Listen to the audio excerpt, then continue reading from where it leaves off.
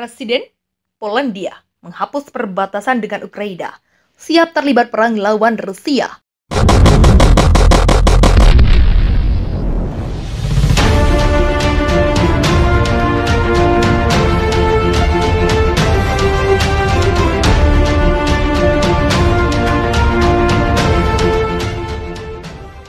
Presiden Polandia Andrzej Duda mengumumkan masa depan bersama untuk Polandia dan Ukraina. Ia menyebutnya bukan pendudukan, tetapi penghapusan perbatasan. Pernyataan itu mengundang banyak pertanyaan, namun banyak yang menduga ini pernyataan awal Polandia sebelum terlibat penuh perang melawan Rusia di pihak Ukraina. Tidak akan ada lagi perbatasan antara negara kita, Polandia dan Ukraina. Tidak akan ada perbatasan seperti itu, kata Duda. Sehingga kita hidup bersama di bumi ini, membangun kembali kebahagiaan bersama dan kekuatan bersama yang akan memungkinkan kita untuk menolak bahaya atau kemungkinan ancaman apapun. Lanjutnya, namun Presiden Polandia itu tidak menjelaskan secara rinci apa sebenarnya yang dimaksud dengan penghapusan perbatasan. Ukraina menyambut baik klaim seperti itu dari pemimpin Polandia. Pada gilirannya, Presiden Zelensky tidak mengomentari rencana Polandia. Zelensky sebelumnya telah mengungkapkan gagasan serupa yang berarti peningkatan dukungan militer Polandia ke Ukraina. Adapun bagi Kiev, penghapusan perbatasan antara kedua negara berarti pasokan senjata dan peralatan militer yang tidak terbatas ke Angkatan Darat Ukraina. Faktanya Polandia sedang memobilisasi penduduk mengenali pasukan Ukraina untuk tujuan perang mendatang dengan Federasi Rusia di tanah Ukraina. Klaim Duda adalah deklarasi publik tentang pencabulan de facto oleh Polandia atas wilayah Ukraina Barat di bawah dukungan militer melawan agresi Rusia. Dalam hal ini, kenegaraan Ukraina akan hancur jika dibiarkan pernyataan Polandia itu jadi kenyataan dengan menghapus perbatasan barat Ukraina-Polandia. Pasukan NATO akan masuk Ukraina, menurut berbagai perkiraan. Pasukan NATO dapat dikerahkan di Ukraina sebagai kontingen penjaga perdamaian dalam beberapa minggu mendatang. Mereka akan berusaha menghindari pertempuran langsung dengan pasukan Rusia. Pada saat yang sama, manuver semacam itu akan memungkinkan transfer unit tambahan angkatan bersenjata Ukraina dari Ukraina Barat ke garis depan timur. Di wilayah ini, tentara Ukraina menderita kerugian besar. Pertempuran sengit dilaporkan berlanjut di wilayah Kharkiv di tengah serangan belasan angkatan bersenjata Ukraina. Di dekat ibu kota wilayah tersebut, pasukan Rusia bergerak maju di wilayah Izium dan Liman. Kementerian Pertahanan Rusia melaporkan AFU mengerahkan pasukan mereka di fasilitas medis sipil. Badan tersebut melaporkan AFU mengerahkan artileri dan melengkapi gudang amunisi di wilayah rumah sakit kota Tagar 8 di Kharkiv. Staf dan pasien dipaksa meninggalkan gedung dengan ancaman ditembak. Pada 6 Mei, ledakan dahsyat menggelegar di pinggiran barat laut Kharkiv. Warga melaporkan terjadi penembakan artileri di desa Zhukovsky dan wilayah Severnaya Seltovka di kota itu. Di dekat Kharkiv, unit-unit DPR dan LPR dan Garda Nasional Rusia mundur dari kota Ruskaya, Lozova, dan desa-desa tetangga.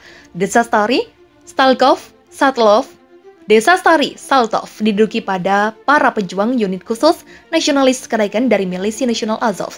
Sebuah rekaman video menunjukkan pertempuran di utara Kharkiv. Setelah unit Rusia mundur dari Stary Saltov, angkatan bersenjata Ukraina meledakkan jembatan di atas sungai. Unit Rusia kemungkinan akan meninggalkan pinggiran utara Kharkiv. Untuk mencegah angkatan bersenjata Rusia terjebak, komando militer Rusia mereka memutuskan menarik unit Rusia dari sirkuit Kharkovsky, Tisek, dan Lipsy. Unit penyerang dari AFU memasuki Lipsy pagi ini. Saat itu angkatan bersenjata Rusia tidak lagi berada di desa. Unit Rusia telah ditarik ke utara. Angkatan bersenjata Rusia sekarang menguasai zona penyangga sepanjang 7-8 km di utara Kharkiv. Rusia masih terus menghadapi resistensi militer dan politik di Ukraina sejak mereka melancarkan invasi pada Februari 2022. Serangan Rusia melanggar piagam PBB karena melanggar kedaulatan wilayah Ukraina. Belum selesai urusan di Ukraina, kini Rusia harus menghadapi tetangganya yang lain. Polandia sejak invasi dimulai, pemerintah Polandia mengambil sikap menentang terhadap Rusia, bahkan ingin Rusia diusir dari G20. Retorika dari Presiden Polandia Andrzej Duda juga semakin keras. Ia mendukung perlawanan brutal terhadap Rusia. Kita tidak boleh takut dengan ancaman-ancaman Rusia, ujar Presiden Polandia kepada The Wall Street Journal dikutip Sabtu 7 Mei 2022. Presiden Polandia berkata hanya kekuatan brutal yang bisa menghentikan Rusia. Ia pun telah mengirimkan pesan kepada Presiden Ukraina Volodymyr Zelensky agar menghubunginya sewaktu-waktu jika butuh bantuan. Sebelumnya, pemerintah Polandia telah mengusir sejumlah diplomat Rusia. Retorika Polandia tampaknya sudah mengganggu Rusia. Juru bicara Kremlin menyebut retorika Polandia semakin tidak bersahabat. Uniknya, Rusia berkata Polandia yang menolong Ukraina justru disebut berpotensi melanggar kedaulatan wilayah Ukraina. Peskov sudah menjadi sasaran sanksi Uni Eropa. Amerika Serikat juga memberikan sanksi kepada Peskov karena dianggap sebagai orang top dalam penyebar propaganda Presiden Vladimir Putin. Ukraina syarat damai adalah penarikan mundur pasukan Rusia seperti pra-invasi. Setiap kesepakatan damai dengan Rusia akan tergantung pada pasukan Rusia yang menarik kembali ke posisi pra-invasi mereka, kata Presiden Ukraina berbicara kepada sebuah think tank London. Volodymyr Zelensky mengatakan itu adalah syarat minimum yang bisa diterima negaranya.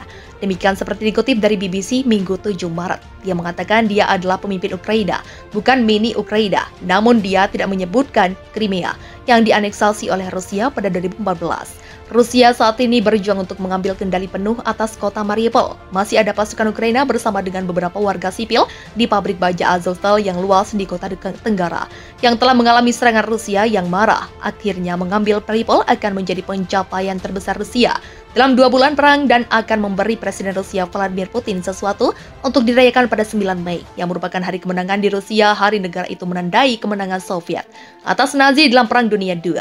Namun berbicara dari Kiev ke think tank Chatham House di London, Zelensky mengatakan tidak ada pertanyaan tentang Rusia yang berpegang pada wilayah yang telah ditaklukkannya sejak menginvasi Ukraina. Referensi untuk situasi pada 23 Februari menunjukkan Ukraina mungkin tidak bersikeras merebut kembali Crimea sebelum berdamai dengan Rusia. Semenanjung itu dianeksasi oleh Rusia 8 tahun lalu. Zelensky juga menyerukan dimulainya kembali dialog diplomatik antara Rusia dan Ukraina. Terlepas dari kenyataan bahwa mereka menghancurkan semua jembatan kami, saya pikir tidak semua jembatan belum hancur secara kiasan, katanya. Rusia pada bagiannya telah menggambarkan proses itu sebagai keadaan stagnasi. Zelensky sebelumnya telah mengungkapkan gagasan serupa yang berarti peningkatan dukungan militer Polandia ke Ukraina. Adapun bagi Kiev, penghapusan perbatasan antara kedua negara berarti pasokan senjata dan peralatan militer yang tidak terbatas ke Angkatan Darat Ukraina. Faktanya Polandia sedang memobilisasi penduduk mengenali pasukan Ukraina untuk tujuan perang mendatang dengan Federasi Rusia di tanah Ukraina. Klaim Duda adalah deklarasi publik tentang pencaplakan de facto oleh Polandia atas wilayah Ukraina Barat di bawah dukungan militer melawan agresi Rusia. Dalam hal ini, kenegaraan Ukraina akan hancur jika dibiarkan pernyataan Polandia itu jadi kenyataan. Dengan menghapus perbatasan barat Ukraina Polandia, pasukan NATO akan masuk Ukraina. Menurut berbagai perkiraan, pasukan NATO dapat dikerahkan di Ukraina sebagai kontingen penjaga perdamaian dalam beberapa minggu mendatang. Mereka akan berusaha menghindari pertempuran langsung dengan pasukan Rusia. Pada saat yang sama, manuver semacam itu akan memungkinkan transfer unit tambahan angkatan bersenjata Ukraina dari Ukraina Barat ke garis depan timur. Di wilayah ini, tentara Ukraina menderita kerugian besar. Pertempuran sengit dilaporkan berlanjut di wilayah Kharkiv di tengah serangan belasan angkatan bersenjata Ukraina. Di dekat ibu kota wilayah tersebut, pasukan Rusia bergerak maju di wilayah Izium dan Liman. Kementerian Pertahanan Rusia melaporkan AFU mengerahkan pasukan mereka di fasilitas medis sipil. Badan tersebut melaporkan AFU mengerahkan artileri dan melengkapi gudang amunisi di wilayah rumah sakit kota Tagar 8 di Kharkiv. Staf dan pasien dipaksa meninggalkan gedung dengan ancaman ditembak. Pada 6 Mei, ledakan dahsyat menggelegar di pinggiran barat laut Kharkiv. Warga melaporkan terjadi penembakan artileri di desa Zhukovsky dan wilayah Severnaya Saltovka di kota itu. Di dekat Kharkiv, unit-unit DPR dan LPR dan Garda Nasional Rusia mundur dari kota Ruskaya, Lozova, dan desa-desa tetangga.